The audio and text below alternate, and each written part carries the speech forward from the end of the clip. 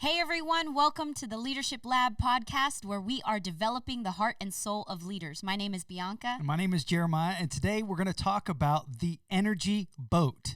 The energy boat. You know, this coronavirus thing is pretty crazy as it's being spread really mainly in Asia, but now there's reports of it being almost every continent now, and it's a pretty dangerous thing.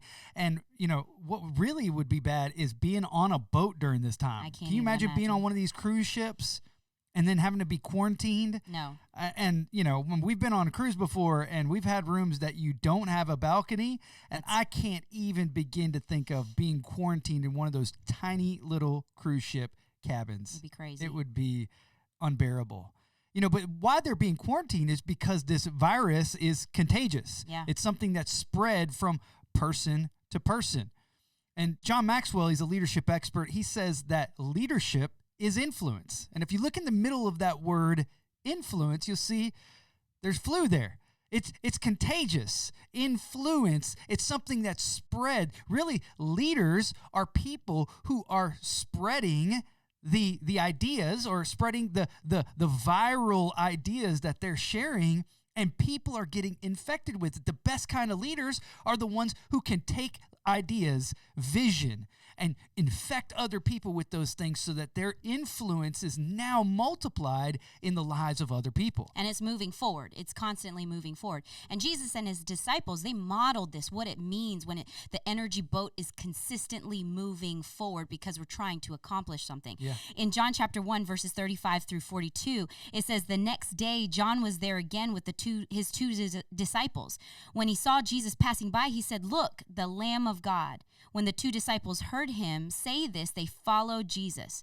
Turning around, Jesus saw them following and asked, "What do you want?" They said, "Rabbi," which means teacher, "where are you staying?" "Come," he replied, "and you will see."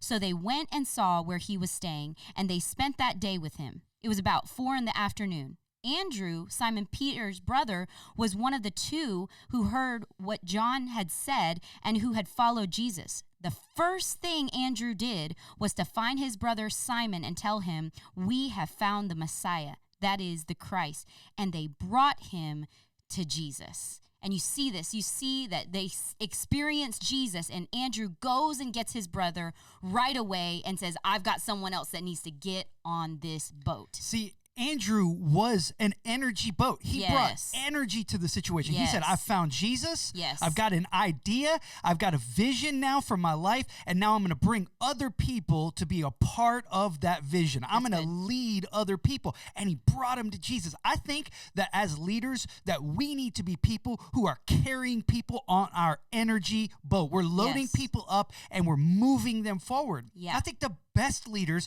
are excellent at this. And not only that is they create a culture that this happens all the time. Yeah. That more and more leaders are a part of this group that they're saying, "Hey, there's something happening there, and now I've got to let other people experience it." That's good. I think we need to really get a hold of this. I think as leaders, one of the best things that we can do is to get a hold of an idea and to say, "Hey, this is so great, I've got to share it with someone else. That's so I got to let them be a part of what I'm doing here." And I like this idea of a boat because really the culture of an organization, it's like a raging river. It's moving all the time. It's constantly moving. And people can then jump into that current and they could be led forward. But as people who are influential in that organization, whatever level that we're at, whether we're the lead leader or whether we're a mid-level leader or right there on the front lines leading, we need to remember that we can bring this energy. We can bring this energy that's moving people forward, that's getting people involved, that's getting people engaged, and it's creating an environment where more people want to be a part. It's like a magnetic culture that we're creating because of our influence. And we don't have to defer it to other people that might seem like natural leaders. This is for everyone. Every single person has the potential to have energy, bring energy, and invite people to load up on the boat and we're going somewhere Yes. together. Everyone has a sphere of influence. Everyone has certain people that are in their lives that they can say, I'm going to speak into your life. I'm going to call some things in you and call it out. And let's get on the boat together because we're going somewhere and we're accomplishing something more than we could have done on our own. And so I want to talk about this idea of how do you load the energy boat? That's good. Because I think that that's a great question to ask is, okay, if I'm called to bring energy, if I'm called to add more people, just like Andrew did, what does that look like? How do I actually load the boat? Well, energy is created by natural resources and by movement. Yeah. So you put those two things together and eventually you can get electricity. Yeah. So those are the two things that I want to focus on for the next few minutes. Is the first one is use the resources God has given you. That's good. So I think that as creative people, everybody's a creative genius, by the way, because God's creator and he has given us Yes. creativity. So you don't have to be a certain personality to be creative. All of us are creative geniuses if we just learn how to tap into it. That's good. And so if we use the resources that God has given us, there's no measuring the potential that we have. And so just looking around, what gifts has God given me? What finances has God given me? I want to just use the people in my life. That's the greatest resource, are Yes. the people. And so looking and seeing, oh, I see that person, and that person has the gift of hospitality.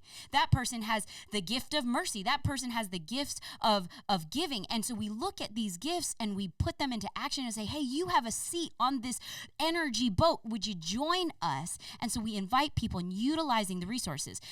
Our podcast, that's a resource. We're Yes. saying, hey, Dream Teamers, this is something that we're spending our time on because we want you to develop your leadership skills. Yes. And we share it with other people. We stir up those leadership conversations and we continue to grow in this area. And it's so good because there are people that we know that are actually modeling this. Yes. I was recently at a marriage retreat, and while I was there was someone who's a fan of this podcast, and they said that they saw the new episode drop, and they were at work, and they just stopped their work, and they were saying, hey, this is so important. I'm going to make time for it right now. And this person expressed how much the podcast meant to them and how excited they were about it, and they're telling other people. This person is now an energy boat. They're bringing people along with them saying, hey, you need to have energy towards this because this is something that's important. And if this happens at multiple levels in the organization, it starts to just bring energy up, excitement up, and people start talking about it. It becomes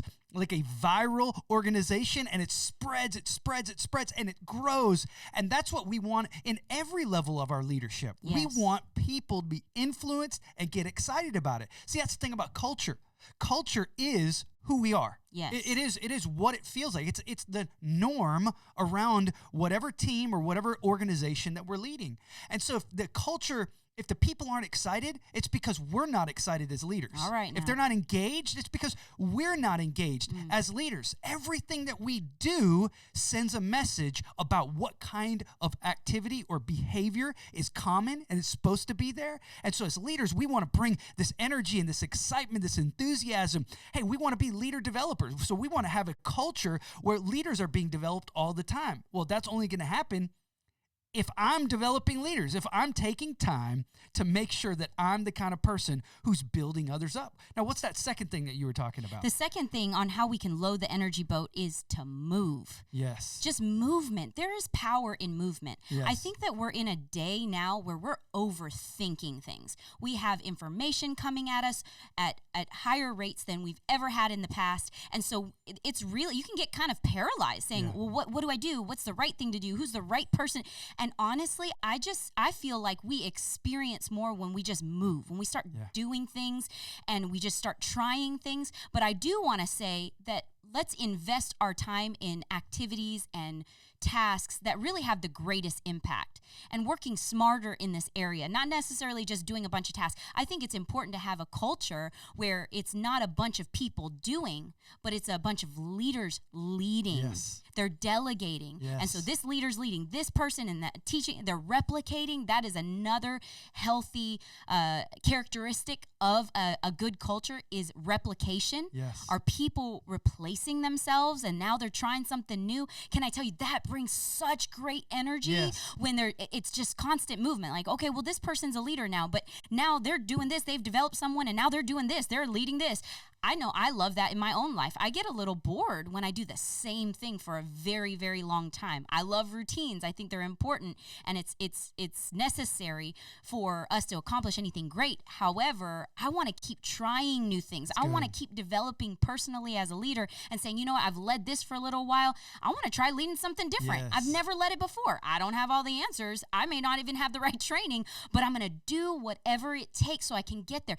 Those kind of activities bring an energy level to any organization, and it keeps it fresh and alive and new. And the longer an organization has been in existence, it's really easy for it to just kind of start to trickle and slow down and get a little stale. And so it's so important that we keep moving. That's so good. And the opposite of movement is staying still, is inactivity. Mm-hmm. And I think that that's really what causes organizations to really kind of flatline or just become average or mediocre, is because they're not willing to just get everybody active. Let's get everybody moving. Let's get everybody excited about this. You know, there's someone who's in our church that I think is a perfect example of someone who just loads the energy boat every single time I'm around them. Yeah. And this person, they're posting stuff on Facebook all the time about what's happening at the church, but what's going on, what God's doing, how God's changing people's lives, reposting when other people put things up there. They're a healthy, vibrant part of every single time we have a service. They're visible. People see them engaged in worship, listening to the message, amening the message. All right. I'm telling you, those kind of people are so valuable because they just bring energy so much and other people can follow their lead. Yes. And I think what's important to note about this is that we're not looking just for people to agree with us as leaders, but we're looking for people to get aligned to them to us in their behavior. Yes. To actually move. So it's one thing just to say, oh yeah, that's good. You're right. Okay, I understand that information. There's a whole nother thing to say, okay, I understand the vision. Now I'm going to do something about it. I'm going to move from where I'm at. I'm going to move to a place of activity because the leader just said, hey, let's move. Let's do something. And they responded quickly. Yes. They got on the energy boat and then they started loading other people on it. Yes. To say, I'm going to get in alignment. I'm not just going to agree, but I'm going to get in alignment with where you're going. And there's so many people around. If you're a part of a church, an organization, there's so many people sitting around. They have not been invited to the conversation. They've not been invited to dream teams. They just need someone that can see them and say, hey, would you get on the boat with me? And so I want to enable every dream team leader right now. Okay, whether you're over a dream team or you're a part of a dream team, you have been invited to go and invite other people. Yes. Be that person that's always saying, hey, what are you doing? What are you a part of? Hey, I see this in you, and calling that out. Every single one of us can do that. And you know what? A lot of people don't see what we see. They don't see the great things that we see. Sometimes people deal with insecurities, they deal with doubt. And if we can be that person that sees those beautiful things in them and say, I see this gift in you, how are you using that? Yes. What are you doing with it? And everybody's looking for identity and purpose and why am I here?